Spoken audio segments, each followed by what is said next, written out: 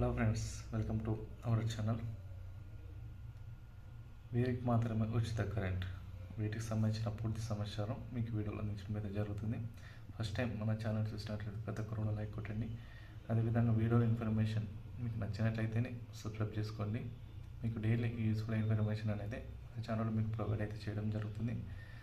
తెలంగాణ, ఆంధ్రప్రదేశ్ రాష్ట్రానికి సంబంధించిన ప్రభుత్వ పథకాలు, బ్రేకింగ్ అప్డేట్స్ అనేది ఎప్పటికప్పుడు వివరాలు అయితే మీకు అందించడం అయితే జరుగుతుంది.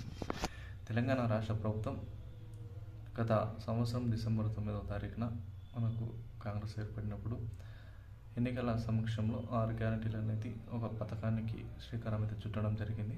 వీటిలో ముఖ్యంగా గృహజ్యోతి పథకం అనేది ప్రతి ఒక్కరికి కరెంట్ అనేది ఎంత అవసరమో అందరికీ తెలిసిందే. ఈ గృహజ్యోతి పథకం అనేది రాష్ట్ర ప్రభుత్వం లాంఛనంగా ప్రారంభించడం అయితే జరిగింది. ఈ గృహజ్యోతి పథకం అనేది కొన్ని షరతులు అయితే విధించడం అయితే జరిగింది.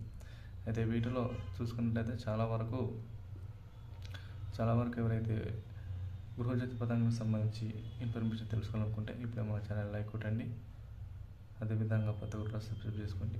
ఈ వివరాలు ఇక్కడ పరిశీలించినట్లయితే తెలంగాణ రాష్ట్ర ప్రభుత్వం అయితే ఎవరైతే ఉన్నారో వారికి 200 యూనిట్ల లోపు ఎవరైతే కరెంటు వాడతారో, ఉపయోగిస్తారో వారికి రాష్ట్ర ప్రభుత్వం అయితే ఉచితంగానైతే ఫ్రీ కరెంట్ అయితే ఇచ్చే అవకాశాలు అయితే కనిపిస్తున్న సమాచారం.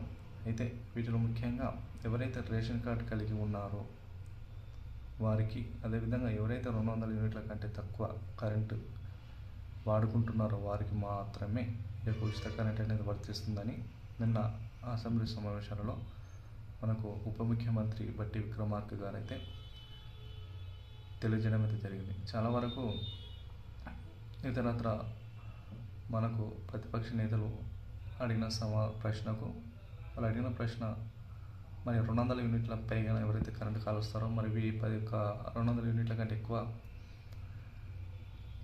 కాలుస్తారో అంటే ఎక్కువ వాడుకుంటారో, మరి వాళ్ళకు ఈ యొక్క ఉచిత కరెంటు వర్తిస్తుందా, మరి వీటిని పెంచే అవకాశాలు అయితే కనిపిస్తాయని కూడా వారైతే ప్రశ్నలు లేవనెత్తడం అయితే జరిగింది. వాటికి ఉప ముఖ్యమంత్రి బట్టి విక్రమార్క గారు అయితే స్పందిస్తూ, ప్రస్తుతానికి వాటిపై ఎటువంటి నిర్ణయం అయితే తీసుకోలేదు.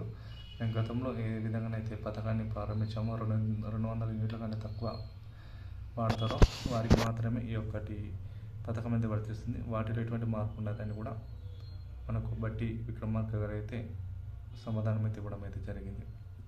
అయితే ముఖ్యంగా కొత్తగా పథకం అమలుకు మార్పులు చేర్పుల కోసం పురపాలక సంఘం ప్రజాపాలన ఎవరైతే దరఖాస్తు చేసుకున్నారో దాదాపు రాష్ట్ర వ్యాప్తంగా దాదాపు 52 లక్షల మంది నిరుపేద మధ్యతరగతి కుటుంబాలకు ఈ గృహజ్యోతి ద్వారా చాలా వరకు లబ్ధి పొందుతున్నట్టు సమాచారం. అయితే రాష్ట్ర ప్రభుత్వం వీటికి 3,500 కోట్లుగా చెల్లించిన వివరాలు తెలుపడం అయితే జరిగింది. ఇందిరమ్మ ఇళ్ల లబ్ధిదారులకు మొత్తం 200 లోపు యూనిట్లు వాడితేనే పథకం వర్తిస్తుందని కూడా శాసనసభలో అయితే వారు నిన్నటి రోజున చెప్పడం అయితే జరిగింది. కాబట్టి ఇందిరమ్మ ఇల్లుకు కొత్తగా ఎవరైతే కట్టుకుంటున్నారో వారికి రాష్ట్ర ప్రభుత్వం అయితే 200 యూనిట్ల కంటే తక్కువ కాల్చిన వారికి ఈ యొక్క పథకం వర్తిస్తున్న సమాచారం. ఇటువంటి తాజా సమాచారం కోసం మన ఛానల్ లైక్ కామెంట్ చేయండి.